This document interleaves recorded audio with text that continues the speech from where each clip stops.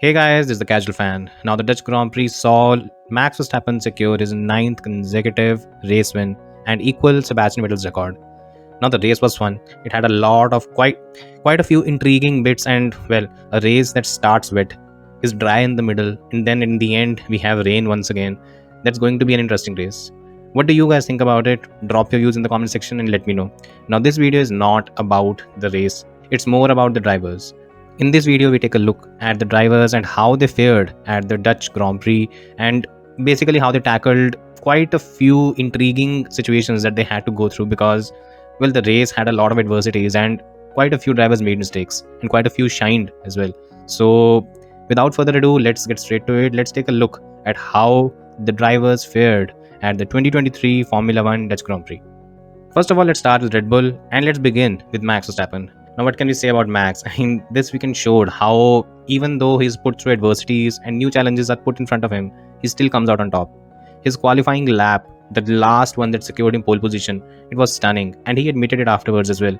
Well, the lap saw him pretty much pull out half a second over Lando Norris after the two had been battling with each other throughout the session, and Max seemed to be on the back foot. Even then, he got it done. And then you move to the race. Again, he has a huge gap he has to make up to Sergio Perez because he pitted later than his teammate. Well, he was able to do it. He had already closed down the gap to just 3 seconds after he had seen the gap to be around 11 to 12 seconds. So you can just see what kind of pace differential there is to his teammate as well. And when you combine all these things and you see how many drivers made mistakes, you had Lewis Hamilton go straight on, you had Sergio Perez do the same thing, you had this thing happen with Zhou Guanyu and even Yuki Tsunoda. Max didn't make mistakes. Throughout the race, he was pretty much impeccable, and he deserved the win. There's no two ways about it, and he deserves the record of having 9 consecutive wins. There are no faults in how he performed, and in my view, he gets a rating of 10 for the Dutch Grand Prix. Next up, we have Sergio Perez, and well, overall, I think this weekend is going to be one that shakes his confidence a bit in his future at Red Bull because, well, first of all, he had a very poor qualifying session.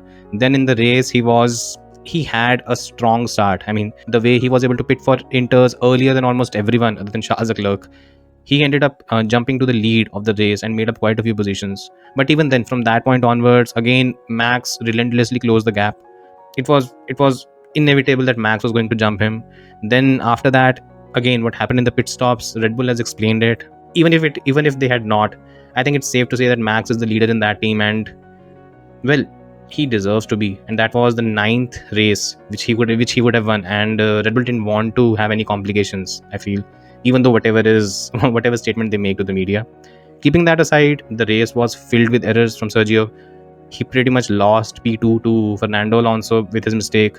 And then later in the race, again, he was caught speeding in the pit lane and lost out on a podium to Pierre Gasly.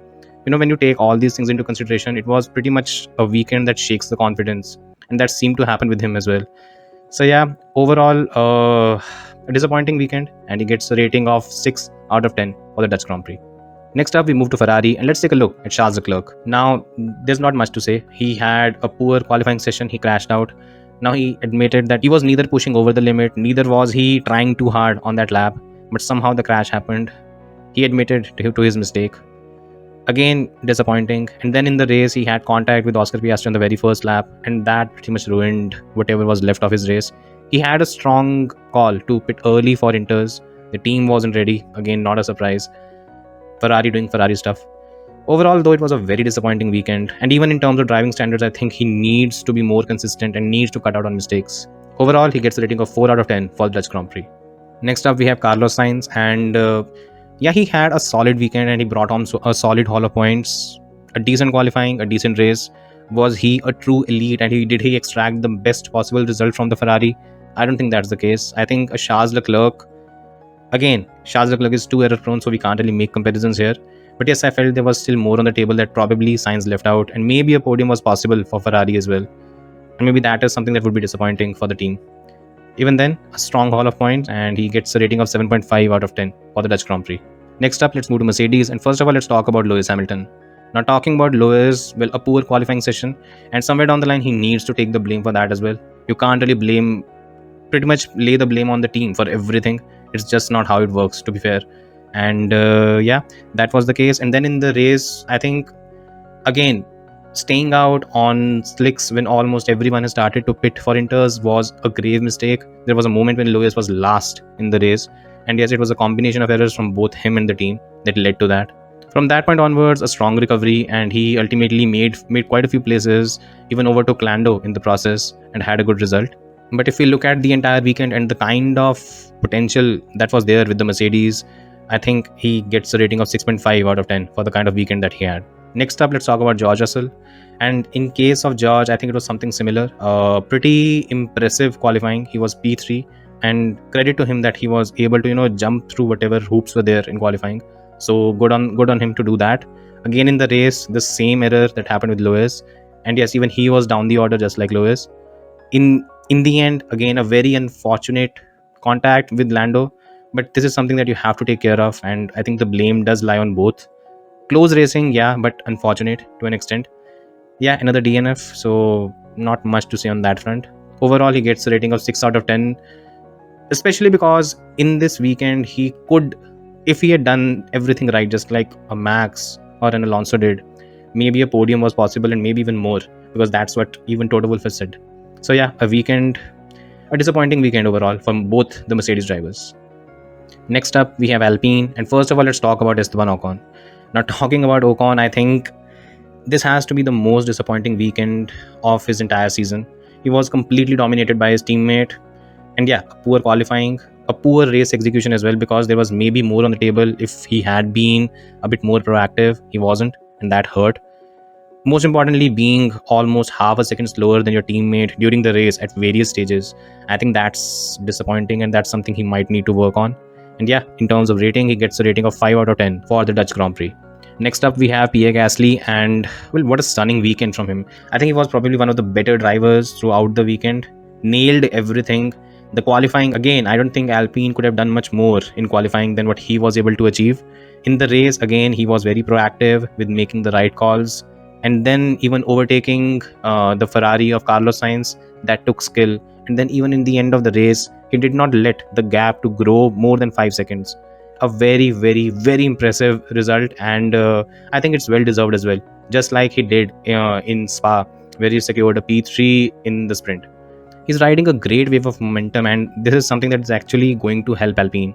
Overall, a very good weekend, and he gets a rating of 10 out of 10 for the kind of weekend that he put together in Netherlands.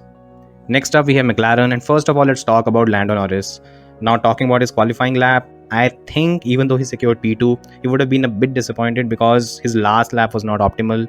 Then in the race, a poor decision by him and the team combined, where he was basically left out on slick tires on a wet track. Fortunately, he did not crash, something that happened in Russia a few years back. So yes, a bit of a disappointment on that front. Overall, yes, a decent recovery, but a podium was on the table, and he pretty much floundered it with the kind of the first phase of the race that he had. In terms of rating, he gets a rating of 6.5 out of 10 for the kind of weekend that he was able to put together. Next up, we have Oscar Piastri, and for Oscar, I think it was a poor qualifying session from him. He pretty much messed up his qualifying lap. He should have done better. He should have qualified in the top 4, and he messed up the final lap. Again, inexperience is something that he needs to work on a bit more. In the race, it was pretty much similar to how Lando's race went on that front. Again, Oscar maybe needs to gain a bit more experience. He finished P9 in the race, and maybe there was a bit more on the table. Yeah, not the best weekend, but yes, again, he's learning, and he's still doing better than the other rookies on the grid. In terms of rating, he gets a rating of 6 out of 10. Next up, we have Alfa Romeo, and first of all, let's talk about Valtteri Bottas. Now, there's not much to talk about in this case. It was a disappointing qualifying, a disappointing race, and overall a bit of an anonymous weekend once again from Bottas. And I think Alfa Romeo, I think I've said it quite a few times, I think Sauber needs to focus on bringing a new and a fresher pair in those cars, because there's really nothing, it's just stuck. Nothing's happening from these two. So yeah, in terms of rating, he gets the rating of 5 out of 10 for the Dutch Grand Prix. Next up, we have Zhou Guanyu, and again, a poor qualifying session.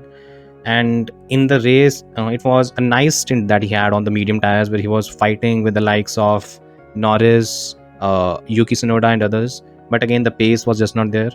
Again, once again, his seat is in danger right now, and I don't think this was a drive that actually showed that maybe something better is going to come by keeping him for longer.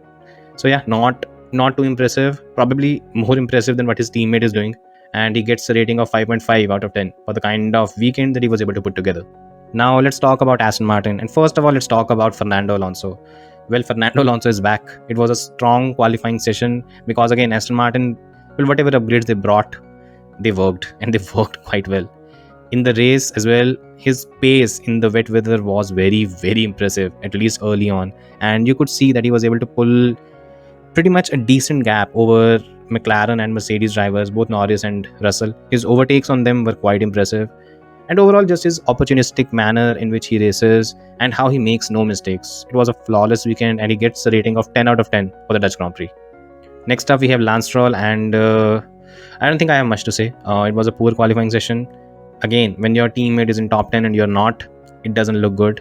In terms of race execution, again, when your teammate is second in the race and you're not even scoring points, there's something wrong.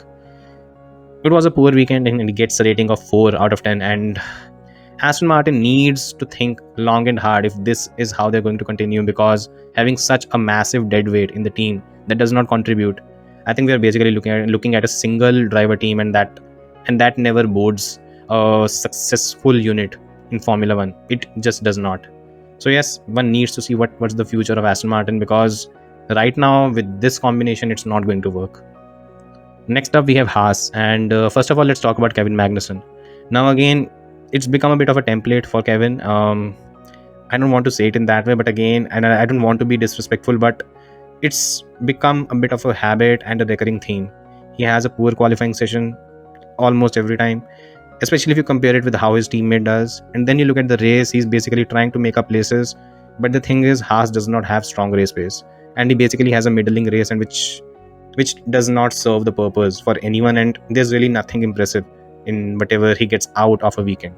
The Dutch GP was no different in that regard, and once again, nothing worth taking note of. And yeah, and in terms of rating, he gets a rating of 5.5 out of 10 because there's nothing noticeable that was done in the entire weekend. Now moving to Nico Hülkenberg, and again, a strong qualifying when you compare it with his teammate. Again, a trend that has been there. In the race, he tried to do whatever was right, ultimately ended up finishing P12 in the race. The thing is, you can see that he's a bit limited with the car.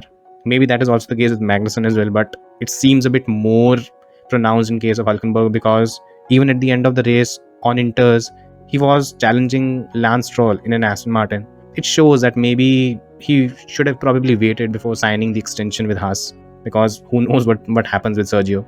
In terms of rating, he gets a rating of 7 out of 10 for the Dutch Grand Prix. Next up, we have AlphaTauri, and first of all, let's talk about Yuki Tsunoda. That was a decent qualifying session, keeping everything in consideration. Then in the race, he did quite a few good things. His defense was strong against Norris and Lewis. Again, one biggest issue with him was the contact that he had with Russell. It was innocuous. He didn't need to do that. It was very clumsy, and that hurt his race as well.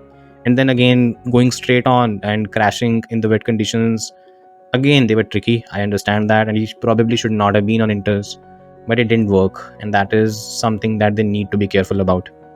Overall, he gets a rating of 6 out of 10 because there was more on the table that probably Yuki left and should have achieved at the Dutch Grand Prix.